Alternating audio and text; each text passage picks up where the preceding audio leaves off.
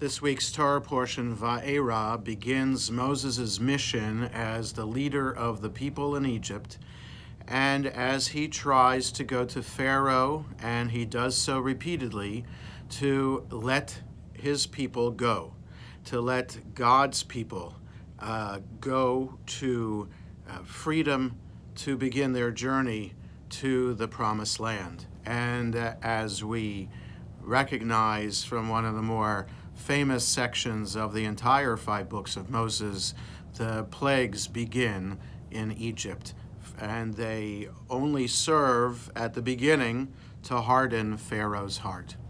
This story of the Exodus of Egypt has served as the foundation for who we are as a Jewish people.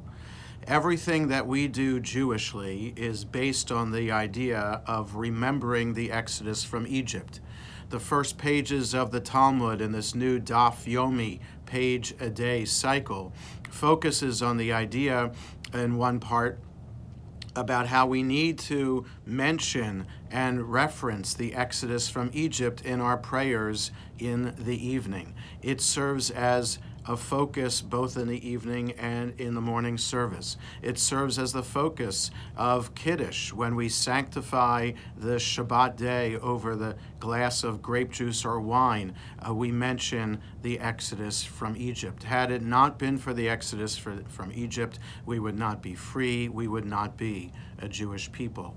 The Exodus also serves as a metaphor not only for us as a Jewish people in individual Jews and our aspirations in our daily life to overcome challenges, to advocate for freedom and justice for all, but it serves as a foundational metaphor for all religions in the world. It is significant that today, as I record this video, Martin Luther King Day, a day in which we remember his birthday and we remember the work that he did in life that was cut too short too soon.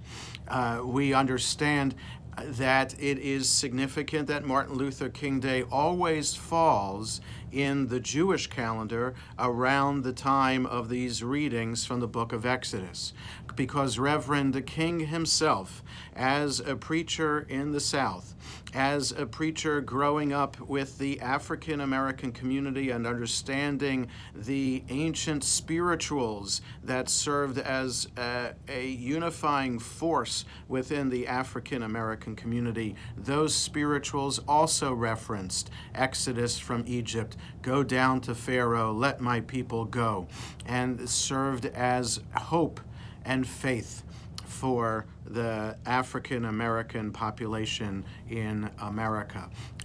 Reverend King spoke about the journey to the Promised Land, if only we could achieve that, and what that vision for America would be.